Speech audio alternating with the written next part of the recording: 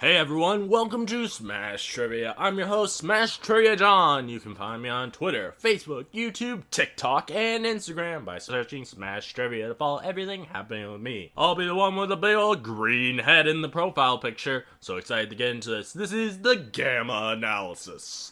Basically, in this series, I'm gonna review everything Hulk, all the movies, TV shows, and I also do random other geeky films. Occasionally, not so geeky ones too. And I also like to mix things up once in a while by not reviewing anything. Hope you enjoy Smash Trivia Presents The Gamma Analysis. I want to ask everyone listening if they can please do something for me. Please share the hell of this podcast with all your friends. If you don't, Hulk will be angry. Now that we have all that important stuff out of the way, let's smash right into this episode.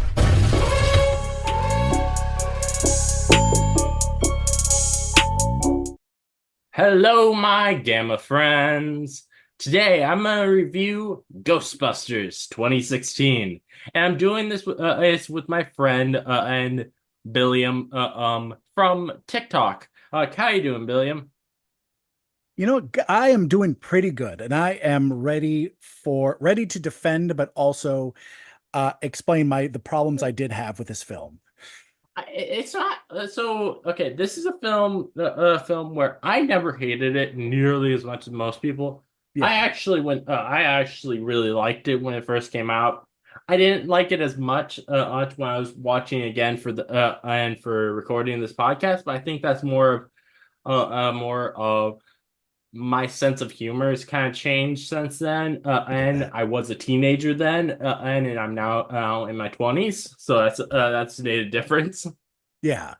I I think the main problem was people expected, this is going to sound a little dumb, but stay with me. People expected a Ghostbusters movie, but what they got was a modern comedy with a Ghostbusters filter on it. I can see that to an extent. I think the thing is, I feel like I've watched other Melissa McCarthy comedies, and they don't have the same style of humor as this. At least not quite. I think there's just something about the style of humor of this that I just found weird. I don't know. It just didn't fit well to me, um but it did to me. It did still feel like a Ghostbusters movie, and like the entire plot of it, I loved that. It was, I think, Yeah. it was a great a plot. The villain was great. And I love the chemistry between the and all the lead actors. As they were all great together. Yeah, I really liked, like you said, their chemistry, and I think that, to me at least, Kate McKinnon and Leslie Jones ran away with it as far as they had some of the better jokes. And I think as far as the story goes, it relied more heavily on Melissa McCarthy and Kristen Wiig, where because we had their whole backstory. Like they were the only ones with the backstory because just kind of like Ernie Hudson in the original Ghostbusters, Leslie Jones's character just kind of comes in and goes, "Oh, by the Yeah, way, I'm here." yeah. That was one thing where I was when I was rewatching this, I was thinking about, I was like, with the original, I never really got the feel of Ernie Hudson is the token black guy I in it, but with this, I kind of felt like the people making it were like, we have to put someone black in here because they were in there was a black person in the original Ghostbusters, and that a little bit makes it feel fake in a way, if that makes sense. I get that, but I see her addition as more of a, she completes the SNL group, Mhm. because even though Melissa McCarthy was never an official cast member, she's been on it a lot because she did she was on quite a bit doing that press secretary. Uh I can't remember the press secretary's name, but she's been on there quite a bit. So this was kind of like a Mhm. one of those Saturday Night Live movies is what it felt like to Yeah, me. makes Because sense. we also had who else was in that? We had other people like Cecily Strong in it, and I know I'm missing someone else, but we had other Saturday Night Live alum in it. I'm pretty sure that I'm pretty sure like Melissa McCarthy was the only one of the main cast members who wasn't a Saturday Night Live alum. She Yeah. probably hosted at some point, but I don't think she's ever been a cast member. No, but she's been a guest a lot. Like just Hmm. it still bothered me. I can't remember that guy's name, but she did a lot of guest spots and stuff. She'd do the cold open and she'd come in and do a scene or like a skit or two and then bounce or something. No, okay. Um, you know, one person in this that I think I enjoyed his performance, but I think the joke with him um worn out quickly. It was as Chris Hemsworth being the a dumb hunk. Like a few jokes about that are all right, but but I think that they were just going too many times back to that well. It was like I just again and again and again. Like it's only funny so many times. I get that because I feel like if they spread them out a bit more, I think it would have been a little better. Like just a little bit reminders, like, Uh-huh. oh, he's still here, he's still dumb. Because it started out, there are quite a few jokes in his intro, and quite a few jokes like in the coming scenes. And then I think instead, if they would have spread it out a bit more, I think that might have worked and Uh-huh. not have been so ham-fisted, basically, or Yeah, ham-handed. and that be and even though I said say that I think that I did too much of those kind of jokes, like honestly, my favorite joke in the film is actually one of the jokes from him. I laughed a lot when Bill Murray's character gets thrown out the window and he says he just used the wrong door. Yeah. That was a really good joke. That was Uh, a really good joke. I honestly really liked all of the original Ghostbusters cameos in it, and I think it was really cool that they made sure to include Harold Ramis somehow by having this statue of him. Yeah. I that's what I really liked about this movie is that it did respect the original. It wasn't like trying to go, oh, we're going to do something new, forget the original. Hmm. Even not the pacing per se, but even the bare bones of the story, if you take the bare bones out, it's the same structure of the original Ghostbusters. And even though the ending is much bigger than the battle at Dana Barrett's apartment or there, it's still the same kind of thing where we have them learning. They're learning how to be Hmm. Ghostbusters, or they're learning what the threat is. The threat rears its head, and then they have the final. It's the same structure, and I appreciated that. Hmm. Yeah, definitely. I mean, um, one thing I absolutely with the end of the film is that the villain became the ghost out of the Yeah, logo. I think that's a really cool way to have an homage to the original. yeah. And then they had the Stay Puft Marshmallow Man in the Hmm. Thanksgiving balloon Yeah, scene because and I think it was the last one. and I think that was a cool way to have him appear here as well, since and that makes it so it makes sense for him to just pop up up and like it makes sense the fact that he's instead of him being made of marshmallows like in the original, oh, when they popped him, he was just paper. Yeah. And of course, he didn't have oh, why am I blanking on his name? Walter Peck was played by, he was also in Die Hard. I can't remember the actor's name, but um, yeah, they didn't have that, like everyone covered in marshmallow fluff or I guess shaving cream for the actual, recording of it. But I really thought it was fun on seeing Slimer get to drive the iVecto one.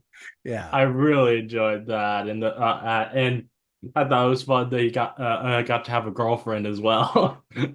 it gave me uh Married with Children vibes, like the two of them, like Alzheimer was like an Al Bundy like kind of situation there.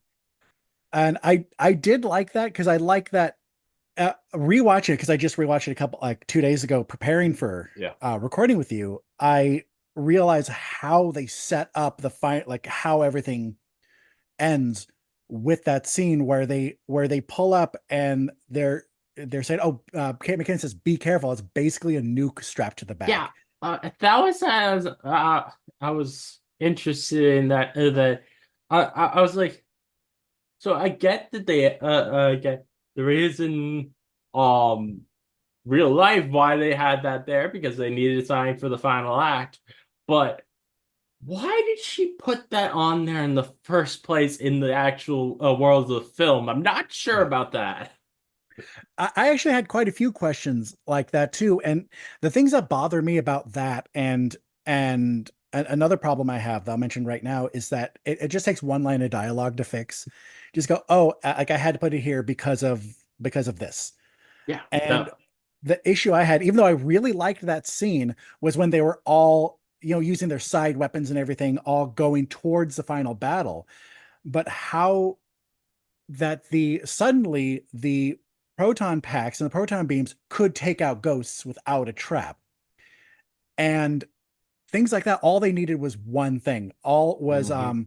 Kate McKinnon saying, "Oh, I tweaked our proton pack so now we can take out ghosts with them." Yeah. Done. That's like less than a second. Oh yeah, yeah, definitely. And it's but without those, it just is like, well, what? Huh? What? This doesn't make a lot of sense.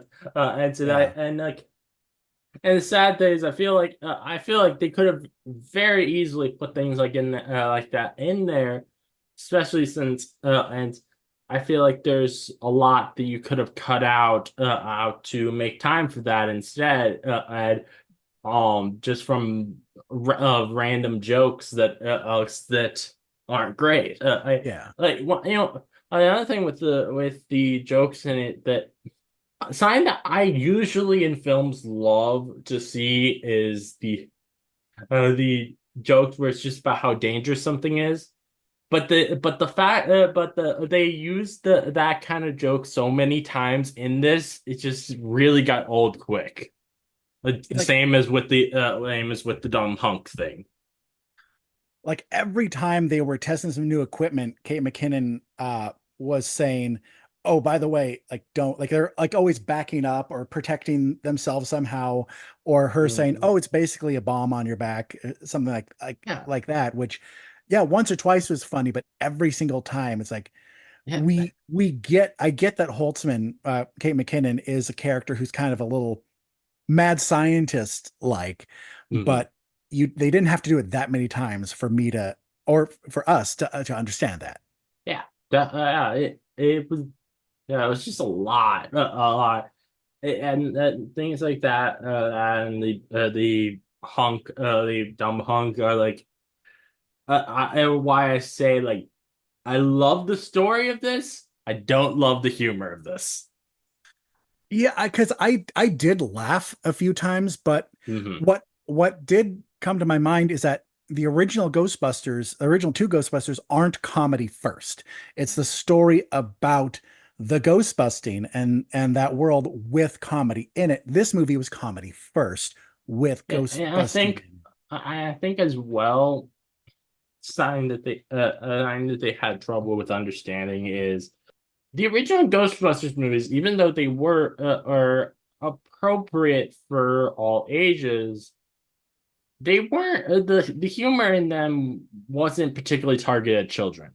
I feel Oh like no. I feel like the humor in this was targeted being for very immature people. Yeah.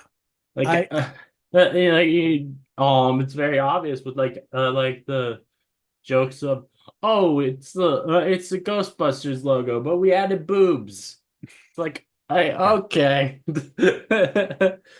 But yeah, yeah. When I was a dumb teenager, I laughed at that. Yeah. Yeah, now as an adult, I'm like, that's that like it, boob jokes can be funny, but that was just so not creative at all. Yeah. They can still be funny. Like jokes like that can still be funny, but they need to be done well. Well, Yeah, not necessarily well, but the placement of them Hmm. they have to think about where to put it. It reminds me of I feel the same way with poop and fart jokes, and which there were a lot of those in Yeah. this as well, and I think they didn't they fell into the problem I have with those a lot of times. But there is a way you can do those well. The What comes to mind to me of a really well done use of those is in the original live action Scooby-Doo movie, when they have the um art burp off the Scooby and Shaggy have. Yeah. I laughed out loud out watching that scene. And even last year, the last time I watched the film, it's still really funny to me. But I think that's because they weren't just relying on the fact that it's poop and fart jokes. They actually were like Yeah. trying to do something really funny with it. And I really liked the Scooby-Doo movies. Like I didn't see them originally. It took me years to see them. Hmm. My wife actually recommended them to me because she's a huge Buffy fan. Sarah Michelle Gellar was in that. So that's why she watched it. And then she introduced it to me. I'm like, oh, this is what I've been missing out on for so long. But yeah, I think it was Yeah. with that, they understood the source material, they understood their audience, and they understood what they could tweak and what they couldn't tweak. And I think that that is a really good example of a reimagining of an existing Hmm. IP where I think this Ghostbusters 2016 Ghostbusters, I still really like it. It's fun. It's my lowest on my list of my Ghostbusters rankings. It's still at the bottom, Yeah. but it's fun. And that's what this movie did, I think, was fun, where Scooby-Doo is actually good. Hmm. Yeah, that makes sense. And, another thing I actually really enjoyed a lot in this was them fighting a ghost at a rock concert. Yeah. That was a lot of fun. Oh, and I know that most of these ghosts they can't talk, but I like to imagine in that scene when the rock star's like, we summoned Satan. And I think it would have been really funny if the ghost, as he was hitting him, he say, I'm not Satan, you intolerant piece of shit. I'm just a random ghost. Be like, not everything the supernatural is Satan. Yeah. I think that would have been funny. Actually, I'm Methodist.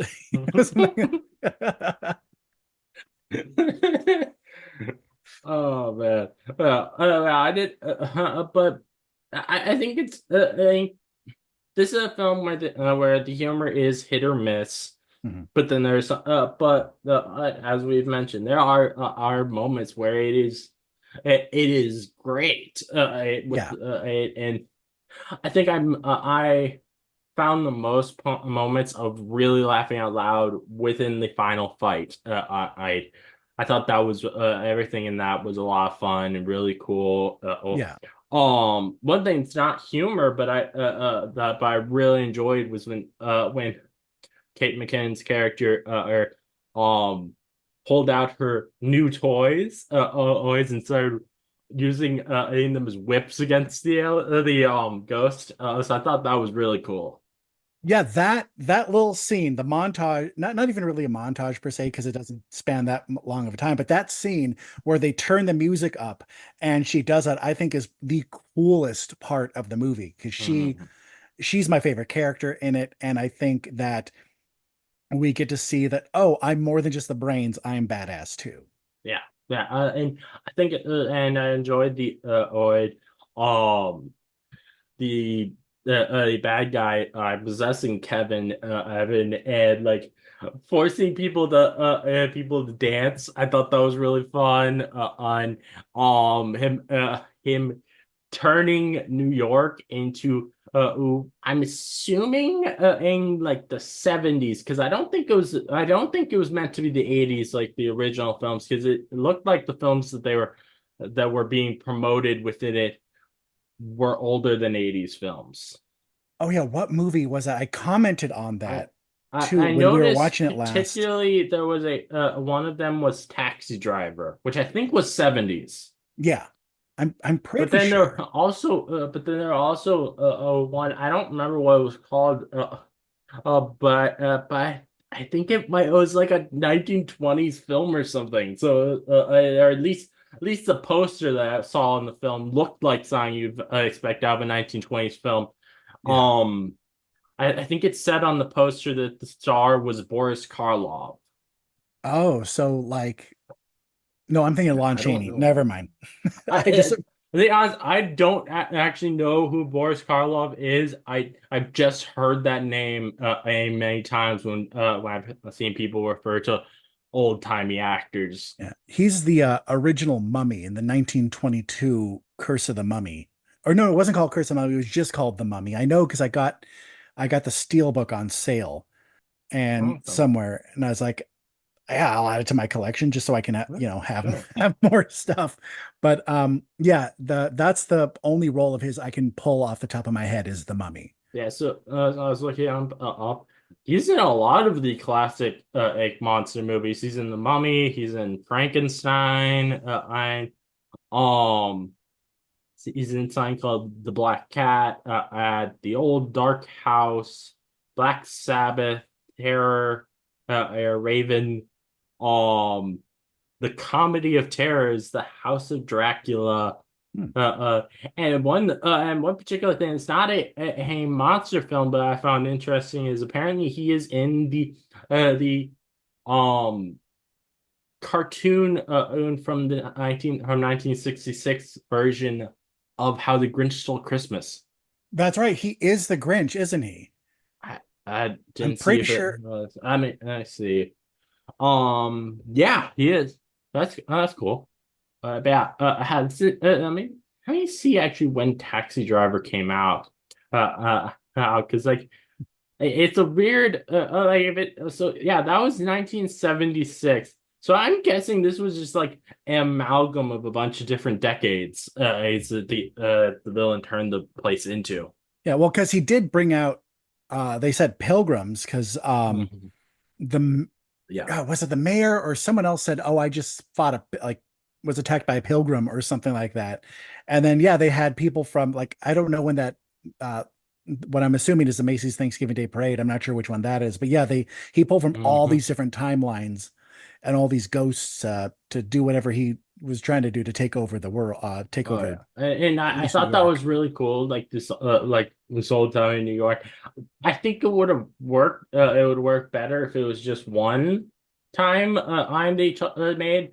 And I think what particularly would have been cool is if he made it be just the '80s New York to make it be a reference to the original films. Yeah. But I guess as they wanted to instead just do this amalgam thing. Also another thing where I was like, it felt like it was gonna be a reference, but I don't think it was because they just had the punchline to it be, oh, it's just in my hand is or just in my pocket. Is Melissa McCarthy's character is being grabbed by a ghost, and she says, "I lost my glasses." And I was thinking, oh, they're doing a Scooby-Doo reference, but then she just said,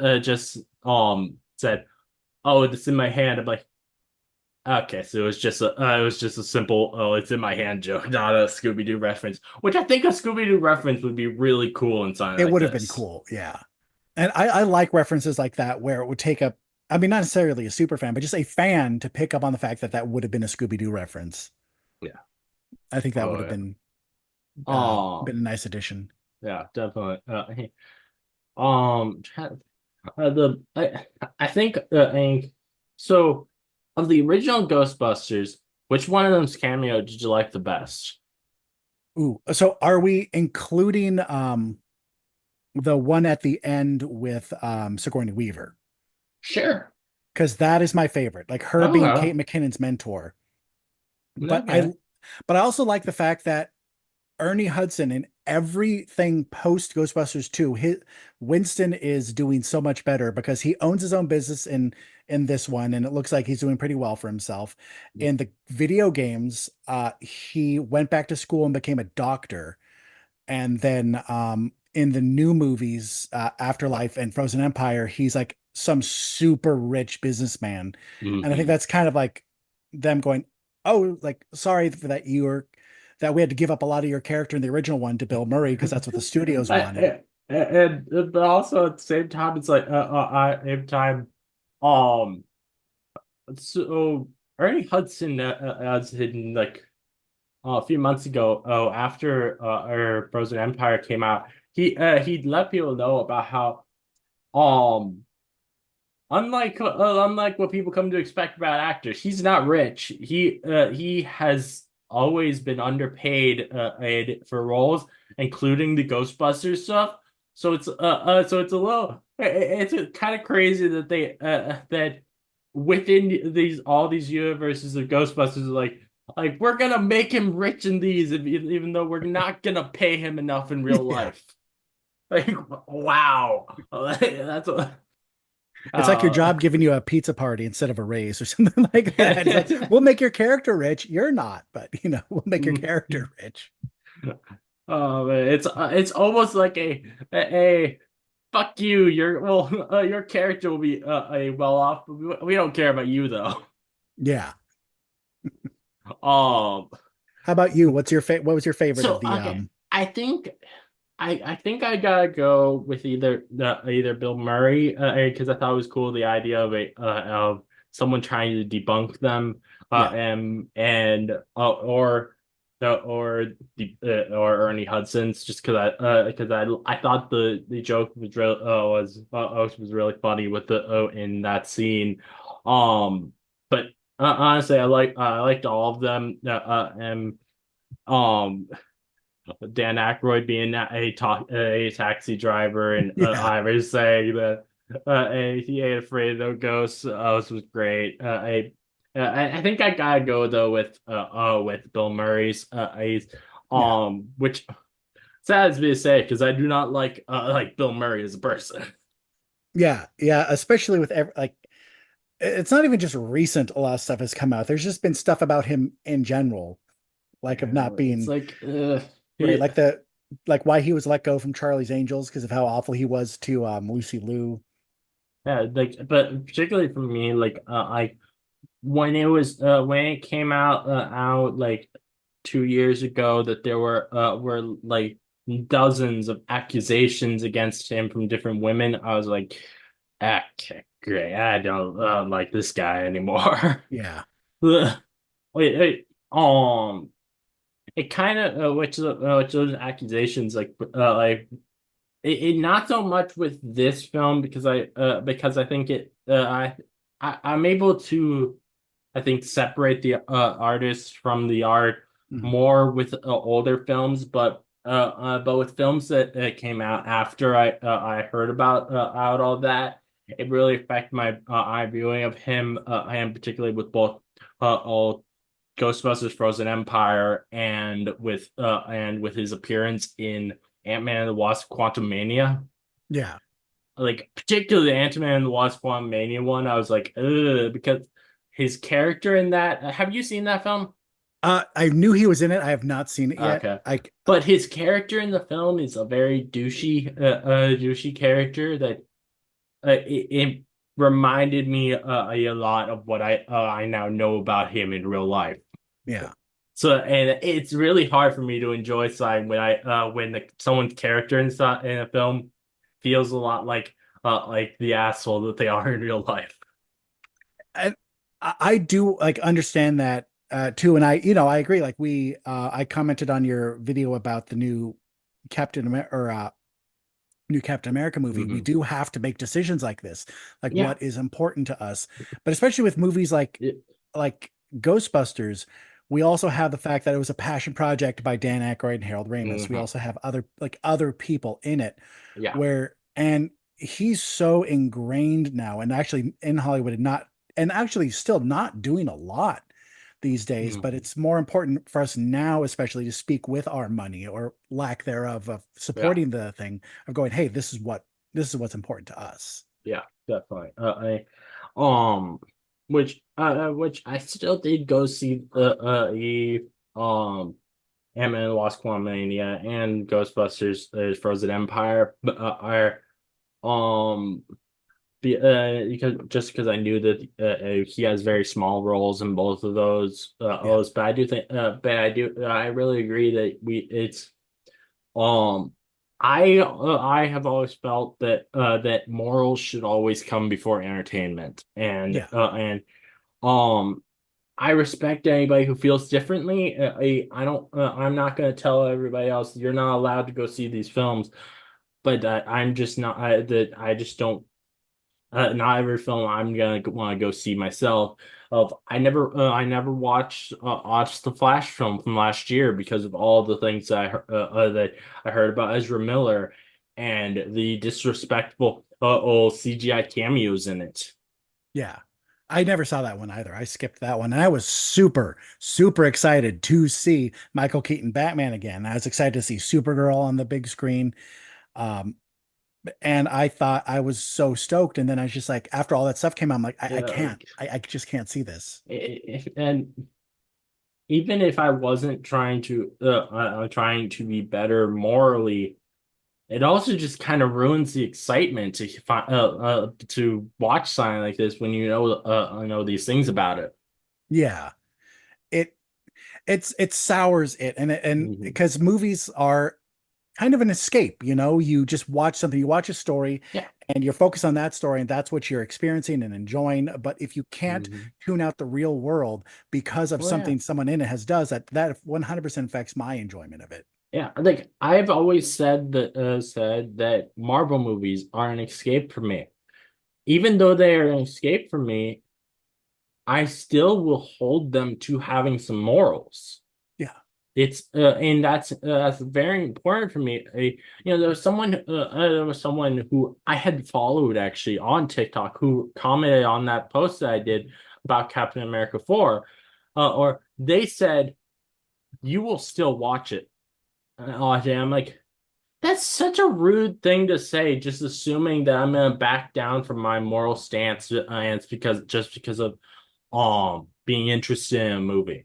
Like Yeah. that's so rude to just assume that about me. Like really, I don't It's know. very dismissive. Yeah, and like these are serious problems that are happening in the world and we should care more about them Yeah. than the movies that we watch. Even if the movies we watch are giving us comfort and are allowing us to escape from the hellscape that is real life. Yeah. Um, yeah, like, and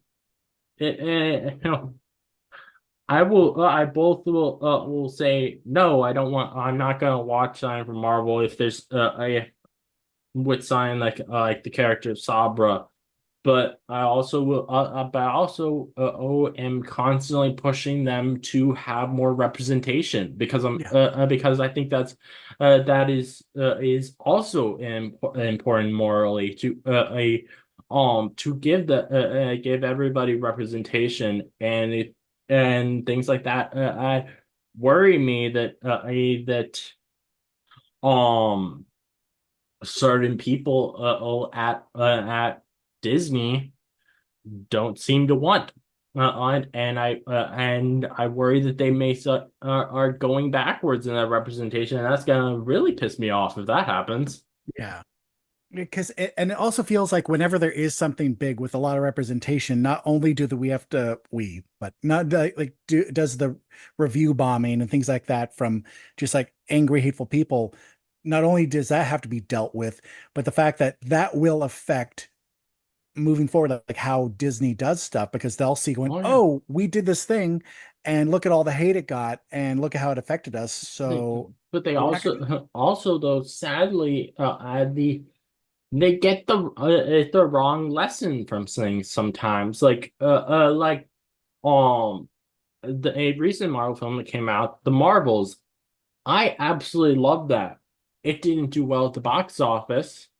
Is and I worry that that Marvel's gonna learn the wrong lesson from that. Thinking that, oh, just having a film with three women stars are can't do well. When in reality it didn't do well, mainly because of us of not being able to do marketing because of the strikes. That Yeah. is their CEO's fault. Yeah. They could have just went, "Oh, hey, we're And gonna then be fair, but and pay you a good, a better wage." But now they're like, "Nope, well, uh, we're and just then gonna be and then stubborn." it saddens me. It saddens me particularly with the Captain America movie because I worry that they're going to learn the wrong lesson from that if it doesn't do well. And not we shouldn't support Israel as it's committing genocide. No, instead they'll probably learn the lesson of they'll be like, oh, people just don't want to see a black Captain America, Yeah.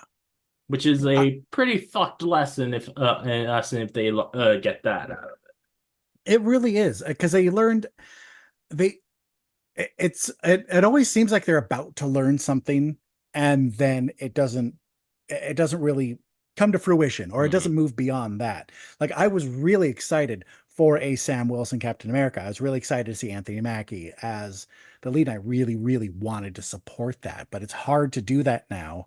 Yeah. It, And I, I am excited for future Marvel yeah. properties and movies and Definitely. stuff, but I I have to speak with my or view these things with my conscience in the forefront. Oh yeah, definitely, definitely. Uh, uh, the film that we're reviewing now is another one that had a lot of that review bombing just Hmm. because it was a cast of mainly women and that's saddening because because even though it's not a perfect film, I've said a lot of negative things about it. It's a lot better than what these reviews were saying. These people all just hate women, Yeah, and we always have to push back against that. Um, and like it does seem like particularly with some projects that are not white straight male people.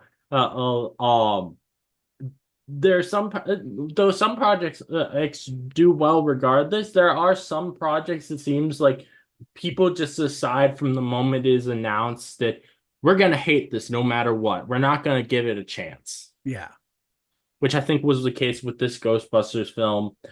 It was definitely the case with my favorite one of the Marvel shows, which was She-Hulk. People just decided it was going to be awful from the very beginning, and they refused to give a chance at liking it when it came out because of that. And even people who weren't bigots were doing that as well. I saw yeah. many people just being like, "Oh, this is just going to be awful," and then they just decided to not give it a chance when it came out and just act like every single thing in it is the worst thing known to man. Yeah, I liked it. I watched it when it was coming out and I liked everything that I saw. I just want to see more of her too moving forward. I Yeah, think she did a great definitely. job. I think she's a good I, character. and the sad thing is that show was popular, but I worry that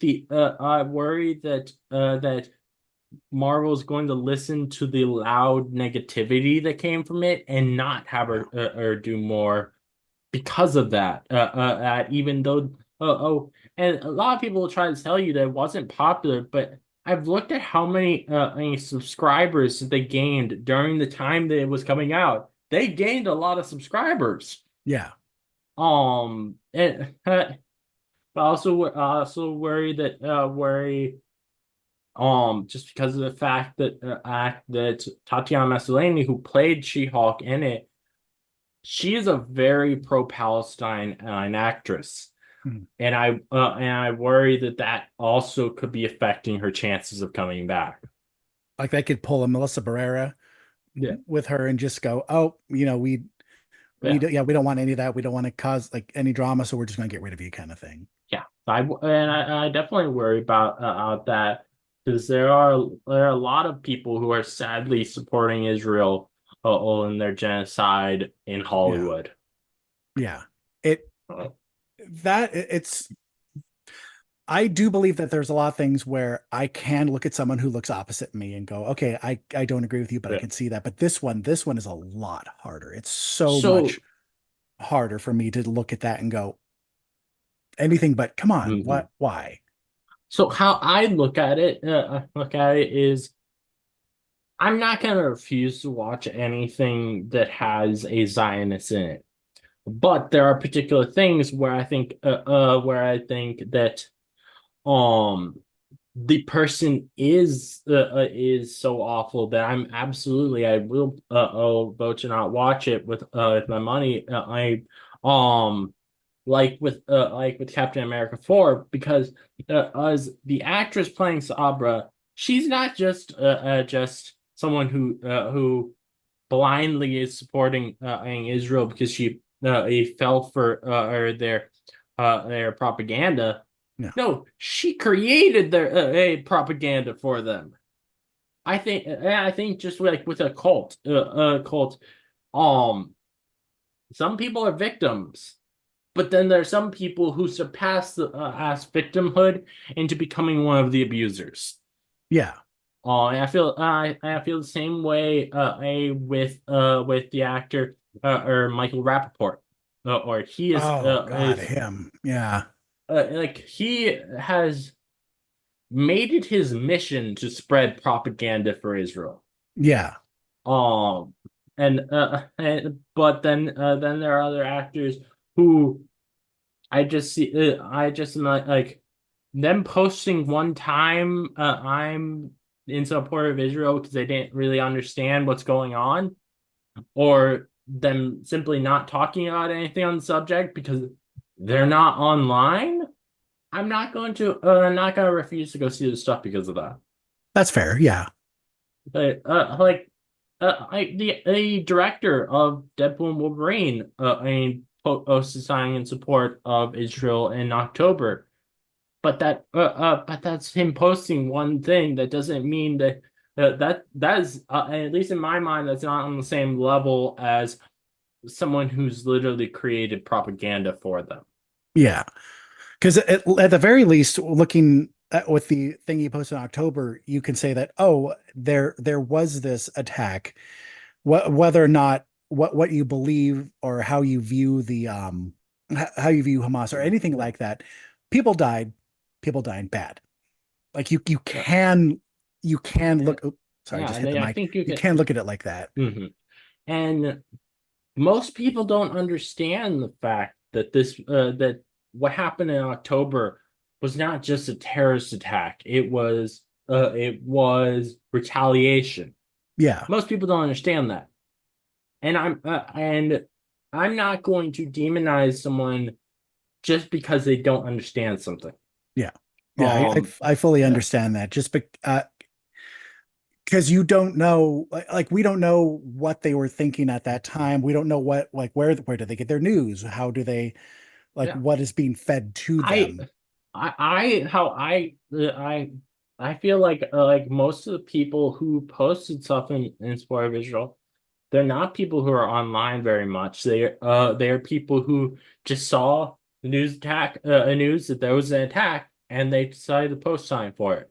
Yeah. Not they're seeing these things that we're seeing. They're not seeing the images of children without their limbs Yeah. that many of us have seen. Yeah. And I think that makes a big difference. And so I think a lot of people who are trying to demonize every celebrity are seeing it are being like are thinking that every celebrity is as constantly online as they are and seeing everything they are. It's like no, most people. aren't online all the time, especially if you have especially if you're working on movie sets. You're not going to be online constantly. Yeah. And I do like that even people who didn't fully speak out, there are other ways to support, like with going back to Melissa Barrera when Abigail, yeah, Abigail came out, her three main co-stars from the Scream movies came to support her.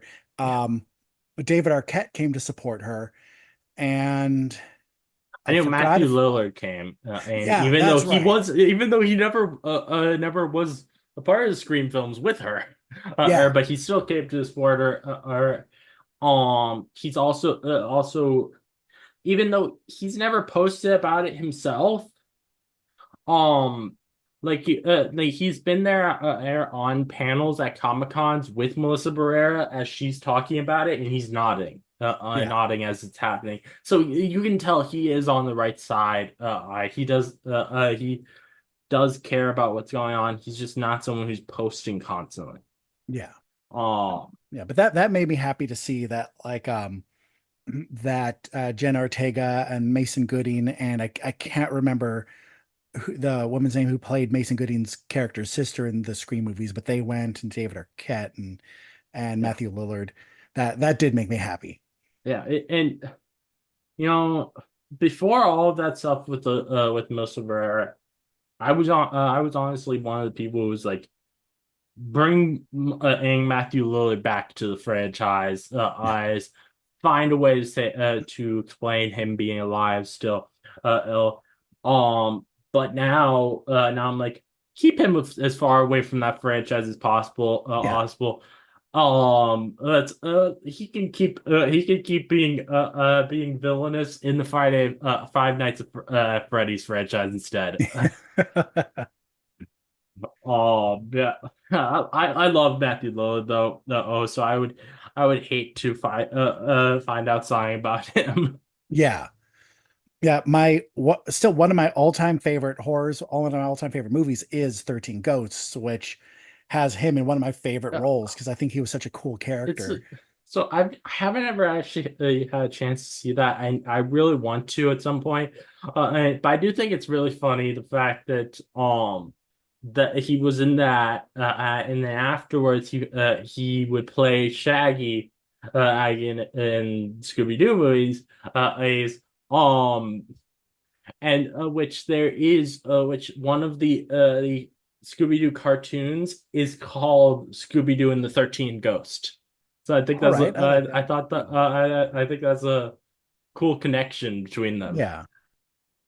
You also recommended to me in our chats in TikTok, you said there were live action Scooby-Doo movies done by Cartoon Network, was it? Yes. Or Yes, it was like 2009, 2010, and these were directed to TV movies that came out on Cartoon Network.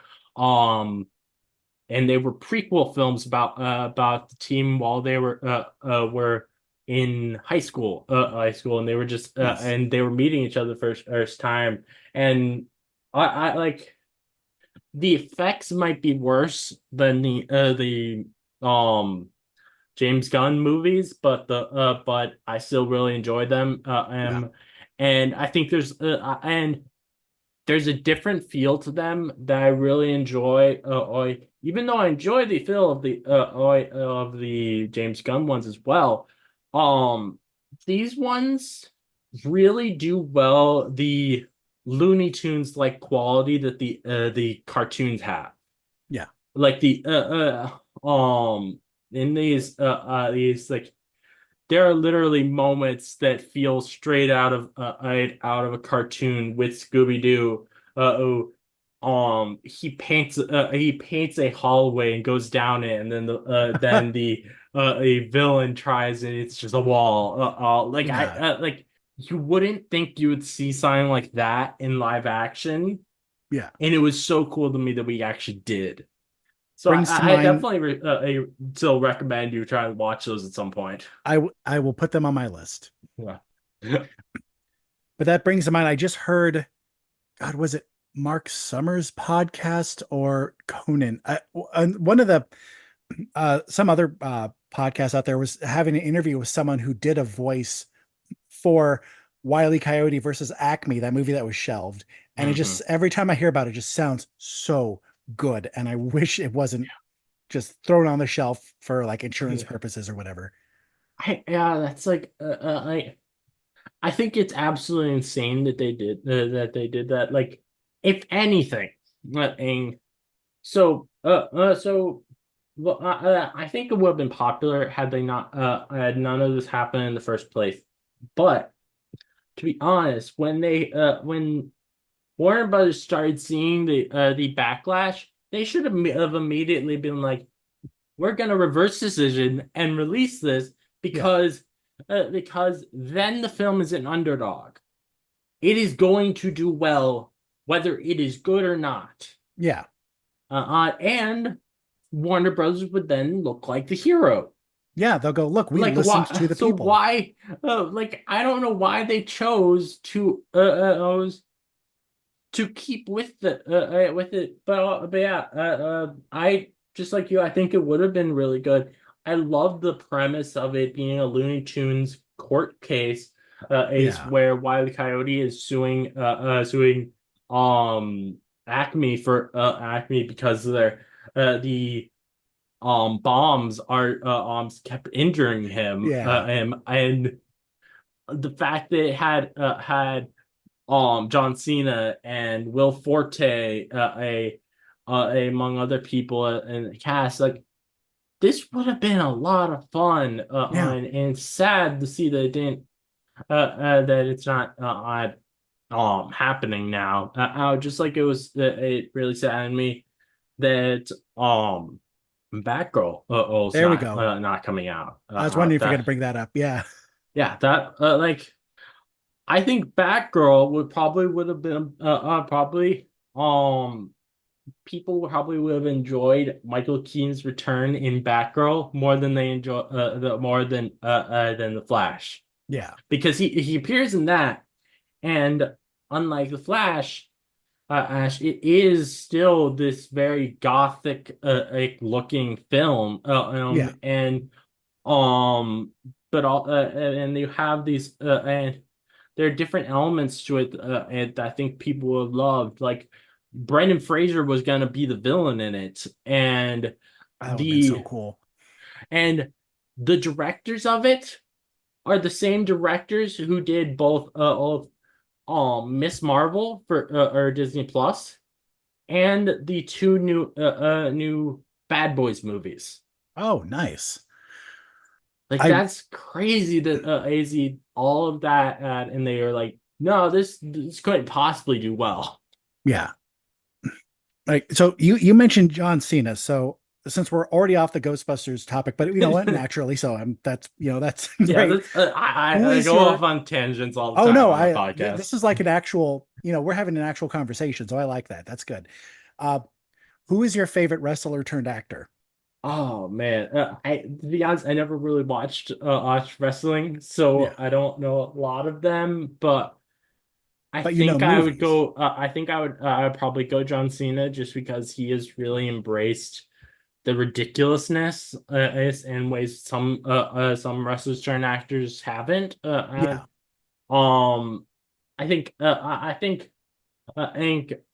Dave Batista is also really good.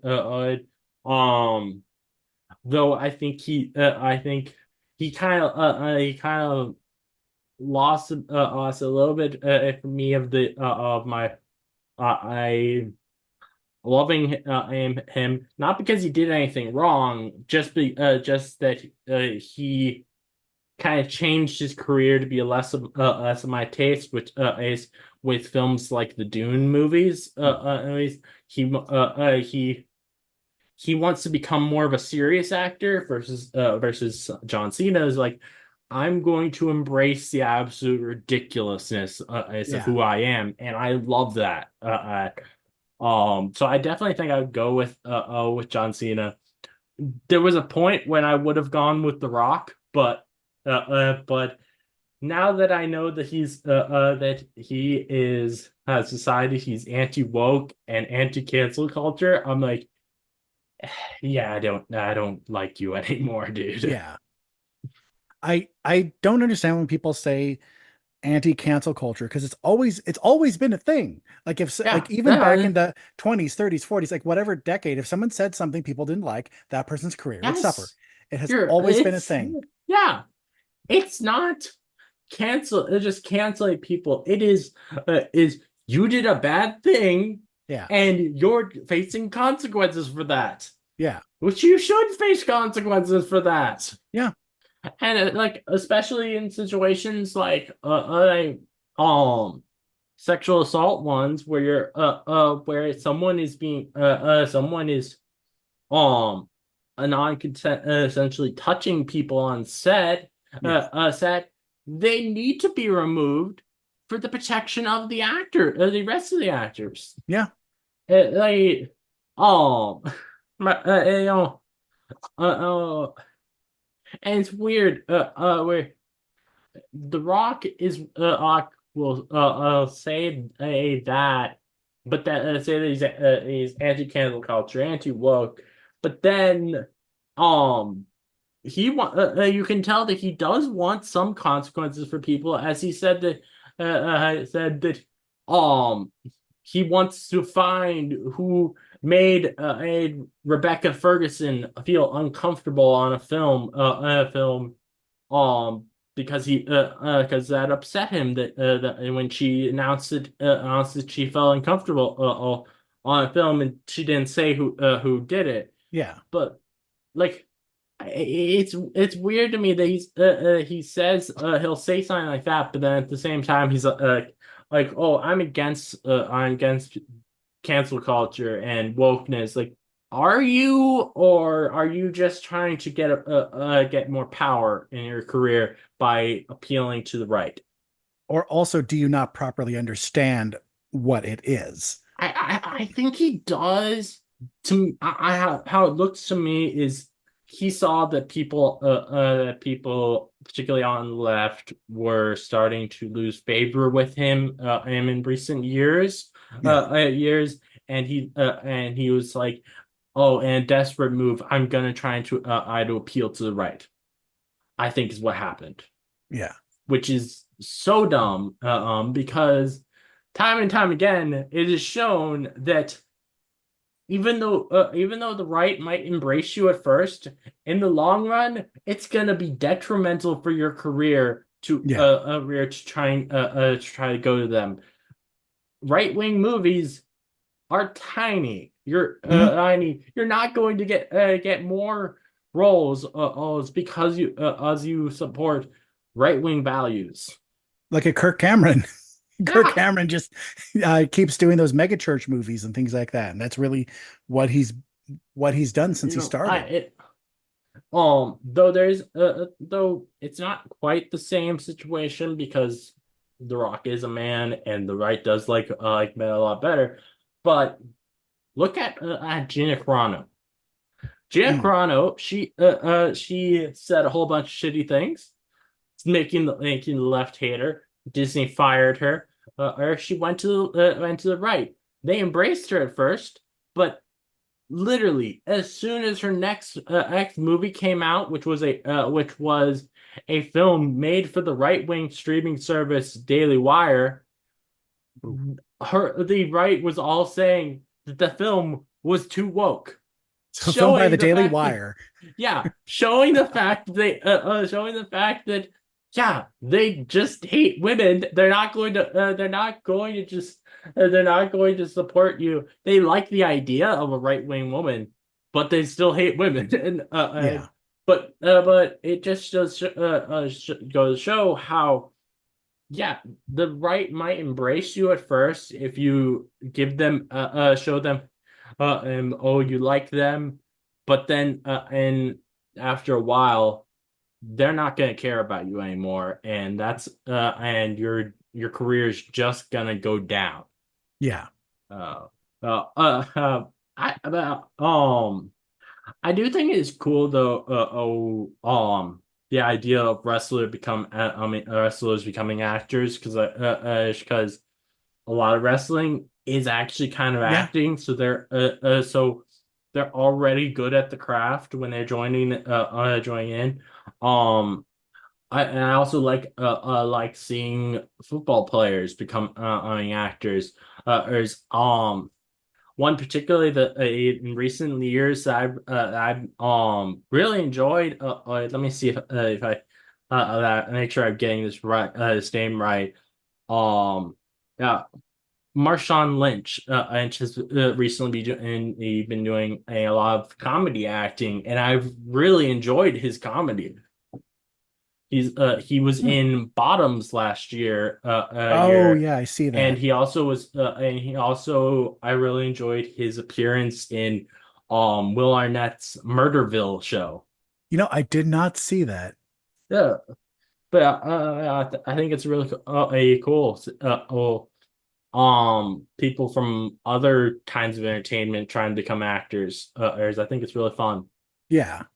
Yeah, it is always fun seeing people from somewhere else, and especially when they're good at it. Yeah, definitely. Yeah, something that recent years, people have started like having a big problem with it, and I don't really understand it because it only seems natural to me. People are having a problem with quote unquote nepo baby actors. I don't understand that because like when how I see it is I'm like, if you're a good parent, of course you're going to try and do whatever you can to help your child succeed in what Yeah. they want to do. And if you have the privilege to be able to help them and because you are an actor yourself, of course you're going to want to do that. That's what a good parent does. Yeah. So I I don't think see that as this big issue that a lot of people do. well, I think the main thing is that these children of famous people at least have to like acknowledge that, Hmm. oh, I had a little bit easier. Like Jack Yeah, Quaid in an interview said that he's the son of Meg Ryan and Dennis Dennis Quaid. Quaid. Yeah. And he said, "Oh, like I get it because I got representation like this, like super quick, and that's Hmm. a big part of it. But he's also talented because if Yeah. he wasn't talented, he wouldn't get anything. Yeah, definitely. Definitely.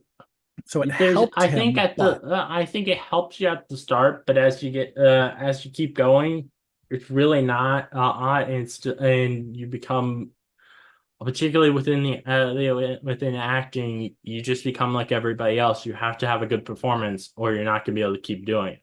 yeah, I It's mean, not look at gonna Maya Hawke. I think she's good. I like her. Yeah, definitely. Definitely. I feel like I feel though with Jack Wade, I kind of feel a little bad for him because I imagined it's probably pretty hard the fact that no so for a lot of famous people it's people put pressure on them if they have family members who are that they disagree with politically Yeah, and Jack Quaid is very left leaning versus his dad, Dennis Quaid, are very right leaning. yeah. Well, that's like Angelina Jolie and John Voight. Like John Voight is like Oh quite yeah, often is definitely. at the RNC, and we have Angelina Jolie who would never be caught dead at the Republican National Convention. Yeah, definitely. And another one that I think this one is so interesting to me. I is um Charlie Sheen and his father, Martin Sheen. I think that's such an interesting situation because usually it is the younger person in the family who has more left-leaning in politics Yeah, versus that's a situation where Martin Sheen is one of the most amazing people on the earth, and then Charlie Sheen is absolutely a piece of shit. Martin Sheen is known for playing a famous like TV president Yeah. who was a Democrat. Yeah, yeah. Something thing I found out a few months ago about Martin Sheen that I think is really cool. Well, a lot of celebrities, they've only started coming out recently about in support of Palestine. I Martin Sheen though, he's been supporting Palestine against Israel since the 80s. He's Wow. gotten arrested trying to protest Israel, which I think is Good for really cool. him. Yeah. And it's and it's just I just think that's so interesting. And that's like I feel like it's a lot harder to go back to go to having really bad politics. Um, if you have a good someone who has good politics as a parent versus it's very um to try and get a good politics if your parent had bad politics. Yeah. So it's I think it's crazy that somehow Charlie Sheen went to the complete opposite end of the spectrum. Yeah. And that Uh, was a pretty hard fall. oh yeah. Oh man. And I think that when things happened, and sadly, it was at a time when people didn't believe victims nearly as much as now. Yeah. Versus I think people are starting to realize now, like, yeah, maybe we shouldn't be accusing people of lying when they've said that Charlie Sheen did really bad things to them. Yeah. Especially especially now a lot of people are seeing that at after the um Quiet on Set documentary. Did you Uh, see that? I did not, but I heard that the It Dan was Schneider. a lot. Yeah. Yeah. Hmm. Yeah. Um. Is there anything else actually about Ghostbusters that you would like to talk about? Well, my main defense usually when people badmouth it is like I can usually unless it's some stupid reason like oh they're women. If it's an actual good thing like I didn't like the story, I didn't like the yeah something where I can understand it. I always Mhm. fall back to it's fun Yeah. because I think a lot of times we forget not we as in you and me but like a lot of people forget that movies are supposed to be enjoyable and Yeah. fun and Definitely. something can be stupid, something can be a little off from the original content and still be fun. Yeah. I actually appreciate it when reboots and remakes try to add something different to the original because I feel like if you just make a copy of the original it's like why Yeah. why then um but also at the same time I'm a lot of people seem to think that certain movies have to justify their existence. I don't think so. I how I see it is if at least one person likes a movie, then good for them. It's Yeah. a I don't want to say that science is just the worst because whereas even if I don't like it just like it's crazy the amount of people to me who say things like that like if at least one person likes it then we should be happy for them Yeah. and I think and we should be like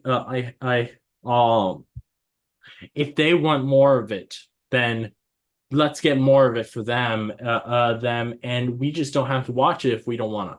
Oh yeah, there's tons of stuff I skip and people like it. I'm like, Ah, cool.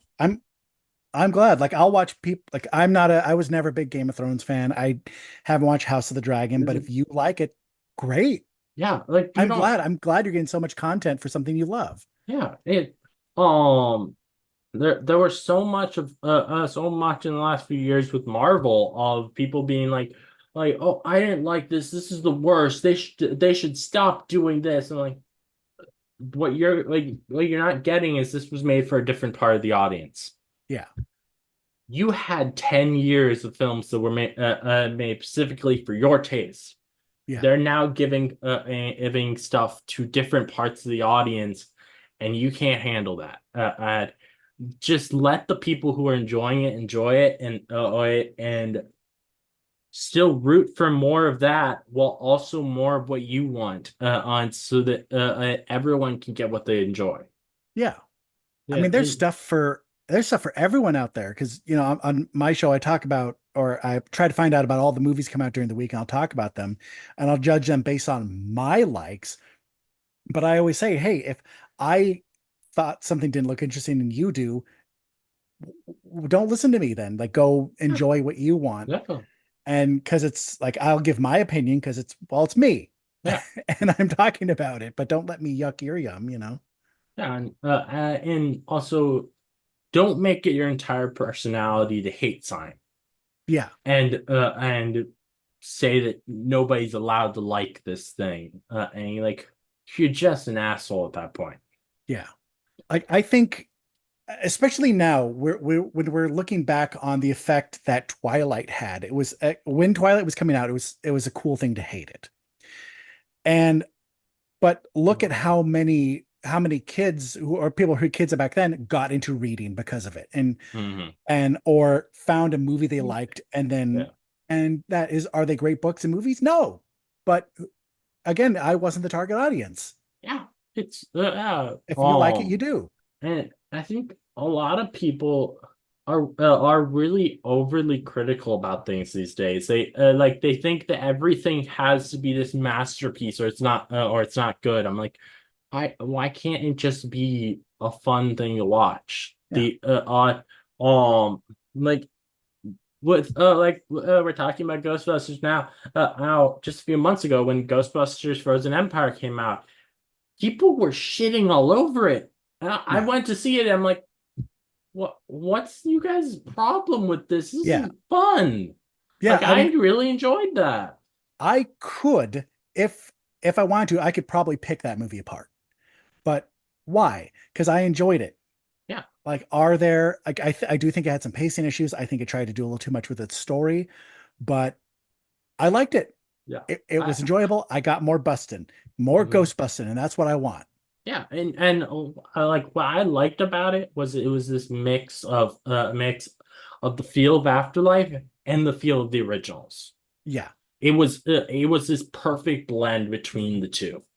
And it also gave me vibes of the cartoon too, where it was just a little because the cartoon just went more like we saw more designs Hmm. for ghosts, we saw more busting in general, and I think Yeah, that's this movie was good for that. And also, I think this and movie I is think more it for had, fans. and I also think it had one of the most unique villains that we've had in a Ghostbusters film. Like most of the Ghostbusters film villains, they're pretty similar, but then this one on was very different. It was different, and it wasn't even really a ghost. Yeah, It was this frozen god. yeah, I thought that was really cool.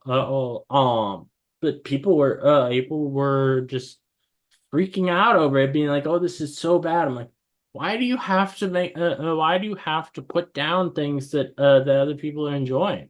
yeah, The I think something that this is something I've been thinking a lot lately of as a kid, like you were mentioning with the Twilight, it was popular to hate it. yeah, So that was a thing with movies. That was a thing with music as well. And I definitely fell into it being like, oh, I can't like the certain things. Now as an adult, I'm like, screw that. I'm gonna just listen to what I want. yeah, You know, I remember back when I was younger, it was a big thing for people to be like, oh, you can't possibly like Taylor Swift. Now as an I was adult, just I'm thinking about like, Taylor Swift. now as an adult, I'm like, I enjoy some of her songs. I'm Yeah, listening to them. Why is this why was this big thing that people would make fun of others for enjoying stuff that they liked? yeah. Ah, it, yeah. But you said something that made me think about the bad guy from Frozen Empire. It made me really, I really appreciated Emily Allen Lynn's character in Frozen Empire. She played the ghost girl Yeah, uh, that McKenna Grace became friends with. And I like the fact that she was on the side of the bad guy, but because yeah, uh, that like was it, yeah, that she was wasn't evil for the definitely. sake of being evil. Oh She yeah, that was, was one of the things I really appreciated about the film was they're making a point to say that you can't just assume all ghosts are bad. yeah, And I think that's sign that if they do a third one of these, they should explore more of that and make it be those like it's not a ghost who's the villain and it's a human and the ghosts are the good people and someone is hurting the ghost. So I yeah. think would be a really cool. And that reminds me of have you heard about what James Gunn planned to be the third or Scooby-Doo live action film? No, I have not heard about that. So he so if so Adley obviously did not get made, but he was what he was planning was um they would go to Scotland and because they heard about this ghost who was terrorizing people. Um but it would end up being there wasn't a ghost. It was just a human, and the ghosts were the victims. And a big part of the plot was gonna be about Scooby and Shaggy having to deal with their prejudices against ghosts, Oh, which I think would have been really cool. yeah. That would Like, have been a really interesting take. yeah, I think that's I think it's really cool to be able to use even a fun, goofy little film like Ghostbusters or Scooby Doo to touch upon real issues like prejudice against others. Yeah. Yeah, because it will be interesting to see where they're going with the third one because I I don't was even know thinking the if they whole will time do a third one or not, but at I this th point, I think there is just because I it felt like a middle movie. It felt hmm like a middle movie to me, like they're building yeah, up for something else because because this is the movie where we saw the team disband, not fully disband, but McKenna Grace wasn't hmm part of it, and then they get back together at the end, and I feel that something else is coming. I feel yeah. like there's a plan, and I even think though it didn't get great reviews, it didn't do uh, bad in the box office. yeah. So the box office was a really interesting thing to me for Frozen Empire. I saw a lot of people saying that it flopped, Yeah, which is crazy to me because I looked at how much each film in the franchise made. They're all around the exact same amount. yeah, Like this didn't do like significantly worse than the others. Yeah, they made a bit less profit because it was a bigger budget, but that just tells you need to go back to the same budget that you had for Afterlife for the third one, not and then you're but it's probably one of the most what's the word or like so most franchises you have just like the box office feels random between different films, but then this one it was just as it has them all standing up very much the same line. yeah, I don't know what I can't think of what the word is for that. But yeah, you know what I mean. yeah, Um, no, and I'm hoping with a third one, they let it just be the newer people and let the older people completely retire. yeah. I think they have to be involved a little bit, Yeah, I at least Ray and Winston. yeah, I think they should do that. Let Bill Murray's character retire, though. Yeah. Or they can have all of them retire, but have it be a passing of the torch Hmm of going like, oh, after the events of Frozen Empire, we realize we can't do this anymore. Yeah. And so it's going to fully be you. We'll still support you, hmm but Yeah. it's I think you can have. I think there are ways you can have both Winston and blanking on the name of Dan Aykroyd's character, but Right. Ray. I think there are good ways you can have them come back for the third one without having them try to be Ghostbusters at all. Yeah. All but I think with Bill Murray, there's just not any need. Just let him Let him go. Yeah. yeah. Especially with everything that's happened with him in real life, and also just like his character kind of feels like he doesn't really want to be there. So it does feel like his character is at a point where he would be happy to retire. Yeah. Yeah, which he was already retired before or afterlife. So Yeah. yeah. What touching back on Ghostbusters Answer the Call really quick. What upsets me the most is the missing potential. Because I remember when the movie came out, because Ivan Reitman was still alive at the Mhm, time, and he said he did have issues with the movie, but he liked the girl, he liked the mhm. women, he liked the cast, and he Yeah. wanted his dream was always to do a bigger Ghostbusters world. And I just like this idea that uh they could be in a different dimension Mhm. and Which is something that's been explored in comics. There'd been a crossover in comics between the two teams. I did not know that, and I must own that. Yeah, there's I'm pretty sure, or at least it's like this multiversal crossover between the 2016 and the original team. Let me see if I can find this online. Crossover with original team. All right, let's see. Looks like sign called Ghostbusters 101 on might be what it's called. All it's a 5 issue series from IDW's Ghostbusters Oh. comics. Oh, I am looking that up right now. Okay, I must own this. All right, cool. I will. Yeah. Oh, it's super expensive on. Oh, Never mind. great. But I'll find some way of reading it. Yeah, I Yeah. did not know that. I'm very excited. Yeah, that's you know, I kind of feel like it could have worked well for the 2016 film if they just said it in the normal universe and just said that 30 years ago there was another team and Yeah. and they could have easily said that was what the mayor was referring to of they've dealt with this before. Yeah. I do think that was a hint towards the fact that the other Ghostbusters were canon. I don't know because of the fact that they had the cameos of them playing different characters, it makes me think that it wasn't. Yeah, I think it was just a nod, like because the way I thought they could have explained it was that it's an alternate universe where there Mhm. was another group of No. Ghostbusters, not the ones we know. And then so somewhere in this No. with the dealing with the dimensions that Mhm. the two teams are linked. Yeah. Now, when I actually went into watching this the first time, I'm back in 2016, I actually thought it was in the same universe as the original Ghostbusters.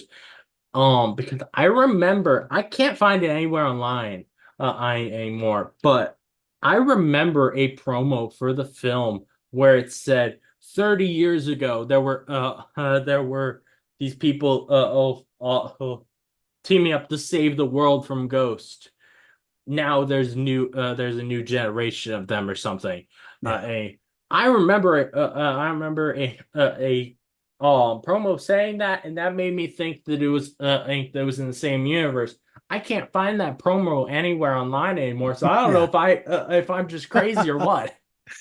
Who knows? It's probably just like a one-off, or it was like a just And a like very they specific had one. They made another one right after or something. so like if I from what I remember this promo, it was like it was it, someone room like full of books or something, and um it was just the cameras panning through and in a box was a picture of the original Ghostbusters, and it said that they 30 years ago this happened and now there's a new generation. Yeah. Wait, Oh, wait. sorry, give Yeah. me one sec. Okay, so yeah. Have you ever done a YouTube reaction or anything like that? I've done I've done some reactions, but not really on YouTube. Hmm. Okay. My wife was in the background. She said you Sorry. look familiar. Yeah, but oh, maybe she has to. I don't know. Yeah. That's cool. Oh, yeah, yeah. Just seeing that promo, really was a big thing that got me excited for this. I was thinking it was gonna be like something like I was thinking part of the plot would be like trying to find the original Ghostbusters or something, and like they maybe had gone missing or something, Yeah. and from that promo. But obviously, it's nothing like that. Yeah. Yeah, it's there is so much potential still Hmm. within this movie, and I just think that and it's not too late, too, is the thing. You can still do something. And I think what would be really cool is they do is maybe like for the third one of the current series of Ghostbusters films, maybe make it an adaptation of that comic and have it be this multiversal thing where they cross over the two franchises. yeah, I think that would be really fun on to see in live action. I I like the idea of just but I'm also a little hesitant about just more of Hmm. this bigger world because then I would love more within this universe that I love too. But then Hmm. also I I'm always a little hesitant when we get so much more because I want the stories to be good. I want it to be good quality and everything, and not just Yeah. have someone run with it going, "Oh, let's pop out a movie a year kind of thing." Even though this can Yeah, be I fun, think. nothing wrong with that, but I want there to be a balance. Yeah, definitely. Definitely. And I think as long as Ivan Reitman and is a part of it, or not Ivan Reitman. I think Jason Reitman is, I Jason think, the Reitman. son. I think as long as he's a part of it, they're gonna be good stories. Yeah. Because he all he wants to do is honor his father and honor Harold Ramis as so I don't think he cares a lot about the profits. So I think he'll make sure that they're good stories, whatever happens. Yeah. Yeah, because I liked uh even though it is lower on my list of Ghostbusters movie, I still really did like Frozen Empire. Uh, And so yeah, I trust him. I trust Jason Reitman and I trust oh, the director was Gil Kiernan, if I remember right. I'm not sure. Let me see. Let's see. Yeah, Gil. Kian, Kenan, and Keenan, maybe. Yeah. Yeah, something like that. It I have a bad habit on my show at least of seeing a name going, oh, I know how to pronounce that, and then I'll say it. Mm. And then later I'll go back and look going, oh, that's not at all what I thought it No. was. And I'm like, oh, I've been calling Oh, this person this for so long. have you ever watched the babysitter films on Netflix? I watched the first one. I did not see the second Ah, one. okay. So, well, I thought was a cool little thing is in both first and second one on the character of Melanie, which is the friend end of the main character or that lives across the street. Yeah. She is the actress who play is Melody, the ghost girl in Frozen Empire. Oh, wait. Yeah. That's kind of cool. I do like, yeah, there she is. Like, yeah, Killer Queen and the babysitter. Yeah. Mhm. I sometimes I will totally miss something like that, and sometimes I'll spot it right away, going, I recognize that person and I know where from. And other times I'll just slip right Uh, past me. yeah, which and her sister, or I believe, I think it's the sister, I should say, since they both have Ali and Lind and as a last name, I am um is one of the main actors in the Chucky TV show. Oh, really? Yeah, uh, Alvia, Lynn and lined and is the actress who's in the in Chucky series playing and the character of Lexi. I did not check that series out, but I do You, want to see it. I think you would probably really enjoy it. It is probably the most fun Chucky thing that's ever come out. Yeah. Is I really like it. I what did you think of the remake that they did? I haven't watched the remake. I kind of want to just to see what I think. I think even though I know it has bad reviews, Yeah. it was but I just haven't gotten around to watching it. I do really like the idea that they got Mark Hamill to play Chucky. I think that's a really cool That was really casting. cool. Yeah. I once you see it, I'll talk to you about like my issue with it because I do it's not a spoiler, but I don't want to say it just because I want you to go From in. what I've heard, there is a very strange difference in the story that or he's not just a he's not a doll that was possessed. I think it was like AI or something Yeah, with the doll. yeah, That's just like why do that instead? Another thing, and I would be really interested in seeing with that is I love Aubrey Plaza, and I know she is I think one of the characters in that. Mhm. Yeah. She's the mom. So oh, that would be a cool thing to see as well.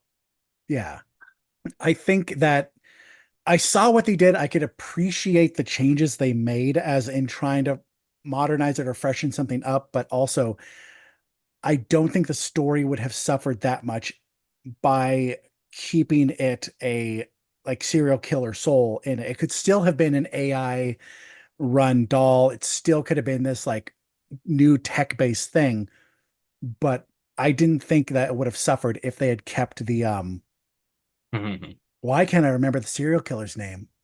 Um Let's see, Charles Lee Ray. ah, that's it. But they wouldn't have lost anything by keeping that part of the story. Yeah, definitely. So I really enjoy the original Shocking movies. I like as the franchise goes on, some of them I don't like as much, Yeah. but I think that they really brought it back well with the TV show. And it's now my favorite thing out of the franchise. That's high praise. Which I'll be honest. I watched all of the Chucky series, all of the Child's Play movies and the series for the first time last year around Halloween. I Yeah. binge watched everything, and um, like I was like I think I started it. I was like first film, I was like, this is pretty good. Second one and third one, I was like, this is great. Then it started going downhill a bit for me. And then finally after finally I got to watching the TV show. And I was like, this is what I love. This like oh, this is high quality. This is funny. Yeah. This gives Chucky so much personality. A like um like he makes a point to say in it and how he's even though he may be this killer doll, he's not a bigot. Again, and I love that Yeah. and that is obviously a reference to the fact that he has a non-binary kid, which came in the seed of Chucky. Yeah. Uh, That line reminds me of did you ever see the movie The Rocketeer? I have not. There's this I would love to at some point though. there's this line in it where this bad guy, this mobster goes, "Hey, I may be a criminal, but I'm 100% American," because he's like fighting again like there are basically him and the cops are fighting against a mutual enemy and the cop is like, "Why are you alongside me?" kind of thing. Yeah, like I've always liked the idea of villains being able to say like, yeah, I may be a bad guy, but I'm not like evil. I'm not someone who's going to be prejudiced against you. I'm just gonna kill because I enjoyed that Yeah. or whatever. I think that's just a really fun thing. And whenever or villains say that, and at least to me, it makes you really enjoy the villains a lot more. Yeah. Just because I'm someone who has trouble enjoying villains when they are like actually real life kinds of Yeah. so the more ridiculous and just fun bad I like a lot better. That's why one of my favorite villains in comic books was always Captain Cold from Flash, Mhm. is because during the final Crisis event, he steps up and him and his group of rogues like start trying to save the day because they're like whoa, whoa, whoa, we don't want to kill everyone, we don't want to destroy the world, we just like robbing things, like we just Yeah. like robbing banks, so we're gonna have to start saving the day now because all the Mhm. heroes are like caught up doing Uh, this big thing. I remember in the um What If cartoon from Marvel. There's an episode where we have Armin Zola from the Captain America movies, and they all just assume that because he was with Hydra, he must be a Nazi. Yeah. And he's like, no, I hate that mustache guy. Yeah. He sucks. Like this was just it's a job for me. Yeah. I just love whenever villains can be like that so much. Uh, trying, uh, is there anything else that you'd like to talk about before we end this off? Nothing off the top of my head. I mean, if I'd always be down to do this again because this was Well, of fun, but course. no, not right now off the that Yeah. I can think of. All right. All right. Well, I want to thank you for coming on, man. I really appreciate it. I loved Oh, having you on. yeah, thank you for having me. Um, you mentioned to me, you've mentioned that you have a podcast of your own. Would you like to shout that out?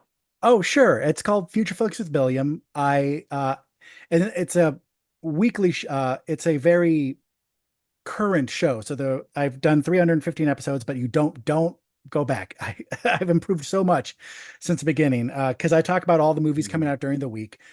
So whatever time you choose to jump in is always a good time. You don't have to go back and listen to everything else. I just talk about the movies come out during the week. I break them up based on my Mhm. interest in them. And then I give a suggestion going, hey, based on my likes, this is the movie I think you should watch. And I take everything into account, like the quality of the movie, but also seeing it on the big screen. So that's why sometimes Oh I yeah. will do the big blockbuster because, like right now, there's this movie called Touch that's out that I think looks Mhm. really good, but I think it would be just as good on the small screen. Yeah, And I definitely. think that's something you have to keep in mind. And so yeah, I Mhm. just talk about all the movies come out during the week and I just give my thoughts on them. Of course, I'm not some big insider or some big influencer, so I base my judgments off the trailer and the Mhm. cast and the premise. Oh yeah, definitely, definitely, and like like that's not you say like what's good to watch on the big screen, and that reminds me of I remember or when um in 2018 when Ant-Man and the Wasp was coming out. I was thinking about how you know it doesn't matter to me how good this is or not. It's cool the idea of seeing Giant Man on the big screen. Yeah. Just the fact that he goes giant is a big screen thing. Yeah. And which I've always liked the Ant-Man movies is anyways. It's just because I'm more someone who likes the comedy like Marvel movies is but still but regardless of that I remember talking to someone about it and they were like, what should I watch this on the big screen? And I'm like, yeah, yeah, definitely watch this on Yeah. the big screen. It has a guy who goes giant. That's that's Yeah. that's exactly what you want to see on the big screen. Just like sign like Godzilla. You want to see that on the big screen. Yeah. And plus Ant-Man had Paul Rudd in it, Yeah, and definitely. Paul Rudd made famous from Halloween 6. Yeah, Halloween Resurrection. But also, I one of my life goals is to go to Paul Rudd's candy store in New York that he owns with Jeffrey Dean That's Morgan cool. and then Hillary Burton from One Tree Hill, and I think those are the bigger names in it. But yeah, just one day, because there's a small chance that you go to that candy store and Paul Rudd will be there, Yeah, and I'll be like, that would be yeah, really cool. I'll buy some candy from Paul Rudd. Yeah, yeah.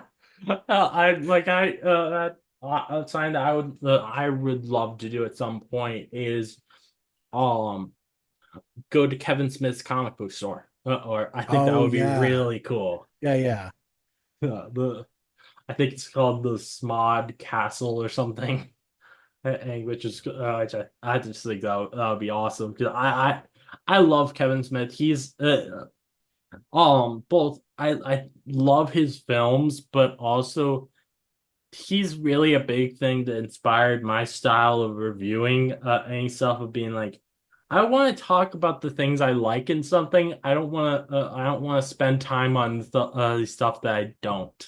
yeah, Like yeah. You're always like very positive, and that's why yeah, and I appreciate that.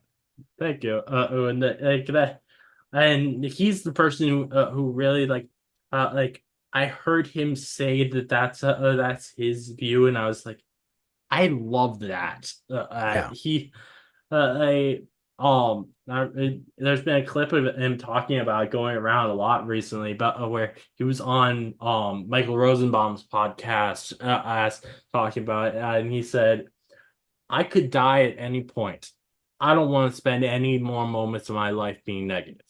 yeah, Like that, and I think that is a really healthy a healthy outlook, and just wanting to spend and the time you have talking for hours about the movies you love. yeah, yeah. I love being a part of this TikTok movie community. Like when I did that video about maybe taking a break from my mental health, like I don't have that many followers, and again, I'm not Hmm. complaining. I'm thankful for every single one, but the fact that how many people reached out, I thought was really cool. And I just like talking to movies about y'all. Just even if it's something in your comments Yep. or a quick message, I just love doing that. Oh yeah, I it's so much fun to be able to talk about movies, and especially when you're talking with people who we can respect each other's opinions and no one's trying to be an asshole about certain films. And like something in particular that I have trouble with is people who believe wholeheartedly something is true about a film, even though it's not, Yeah, and they will keep saying it and again and again. I'm like, I don't want to sound like a know-it-all, but stop saying like they'll say it's bad for this reason or that. I'm like, that didn't even happen in the film. What are yeah. you talking about? Like, do we watch the same movie? You're just you're just trying to find reason to be negative. Like that kind of thing I have a trouble with, but happily no one in our TikTok community is like that. Though like that, we're all just very respectful of each other's opinions, and we enjoy talking to each other. Yeah, Or like I like something that is really cool that I just recently joined is um. Have you seen going around on TikTok the movie I've clubs seen that. Yeah, where they give each other films to watch. So I just joined this horror one on, and that was really fun. Someone gave me The Mist from 2007 to watch, and oh, the one with uh, Tom Welling from Smallville, no, right? no, and this is No, that's sign the that's fog. Sorry, that's the fog. Sorry. this is this stars another Thomas Jane, and it's about a bunch of people stuck in a supermarket arcade. The Stephen King one. Yeah. Yeah. And that was really fun to be given this movie to watch, and then give another film to someone else, and Yeah. else. Yeah. And I it just think, makes it's really nice feeling included and stuff like that. yeah, because I think someone else I follow, Skewed Reviews, is part of that group. And I think, oh, Mhm. one other, I can't. like part of my something that I had trouble with, like I was like years ago, I was on another podcast called the Watch Your Mouth podcast, and they're friends of mine, and they said, "Hey, quick, we're going to name a bunch of genres, and you name your favorite movie." And it's like, "Oh crap, That's I hard. I need to think about that." That's But really hard. Hard. so I have trouble think coming up with stuff off the top of my mind, which is weird because I did improv for years, but Yeah. like trying to like this other But creator, I I think feel bad. I can't remember them.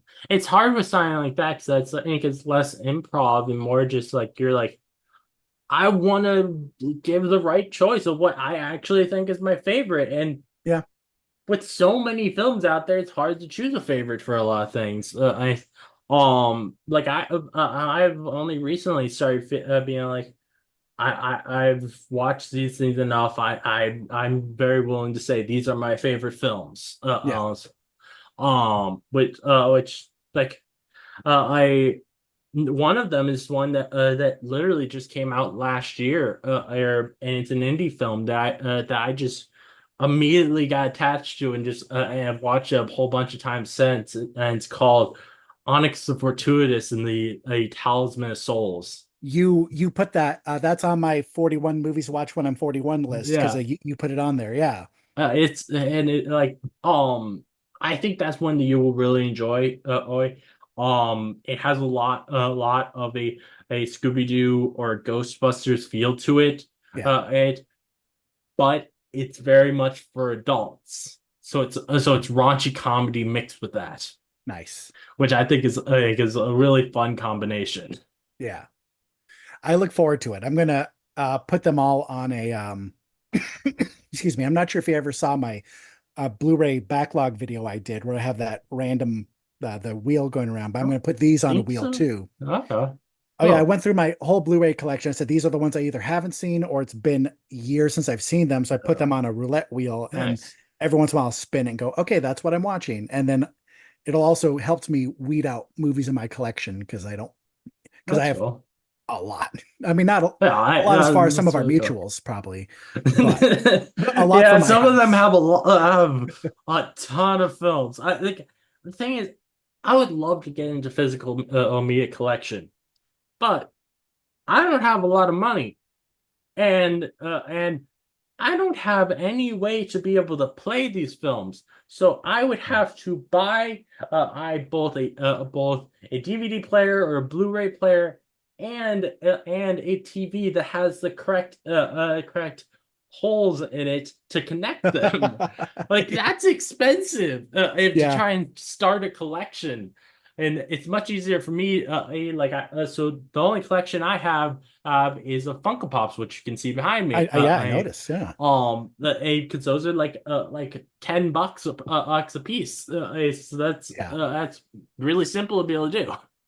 yeah, And like I've been doing it for a few years now, so it's not like it's gotten like expensive because I'm just getting in one or two every few months or something. yeah, yeah. I rarely buy them full price. Like I have used stores around me and then libraries in my area sometimes have old like people donate to them and I'll buy them for like a couple bucks, but I had to start realizing that oh, just because I can doesn't mean I have to. So that's what I started the wheel. And Hmm. if I don't think I'll watch a movie again, no reason for me to keep a hold of it. Hmm. Yeah, makes sense. Oh, like I would probably like if it were me, if I bought a film, I'm not going to throw it out, even if I don't think I'm gonna watch it again, just because there's always a chance. But I'm not but I'm that's not something I have to worry about since I'm not into physical media collecting. Yeah, Even though I would love to be able to get into it, yeah. Just because I'm the kind of person who's like I if there's any chance that I'm gonna use it again, I want to keep it just in case. It's yeah. whatever item. I I get that, and that's part of what I mean, and if you do start collecting and that is your mentality, that's great. Mhm. Uh And I think a lot of our mutuals on TikTok have that same idea of like, oh, I'm going to hold on to this even though I don't want to watch it again. But for I me, think, until I get more room, I'm like, yeah, I makes have to sense. be.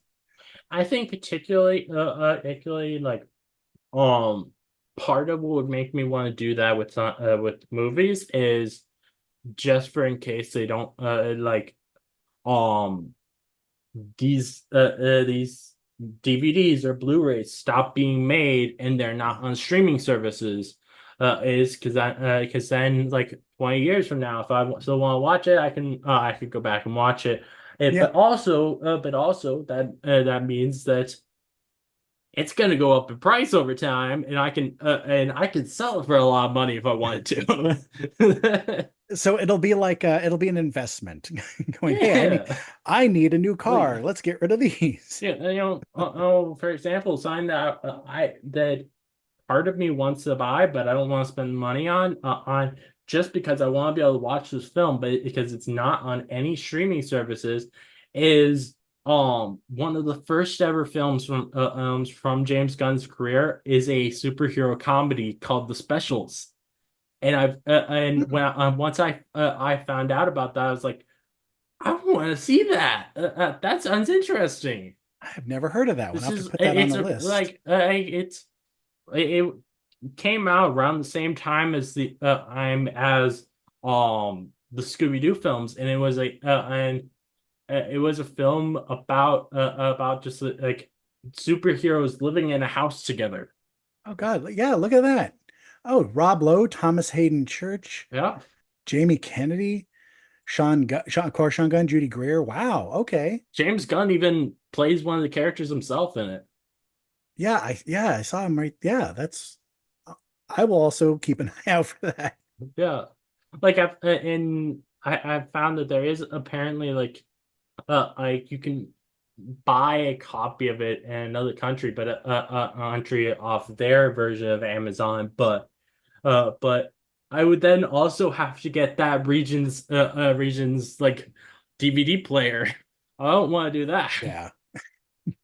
Yeah, we Oh man. eventually I saved up for a region free one because my wife is from the UK and sometimes she'll go and then she'll find cheap things from like Poundland, which is as an American is my favorite name for for a store.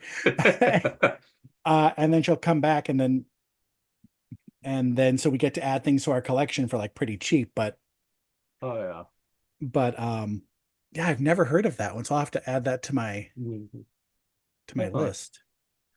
Well, I'm gonna end off this episode. So thank you everyone for listening. If you like this game analysis, please give a 5-star review on Apple Podcasts or a 5-star rating on Spotify.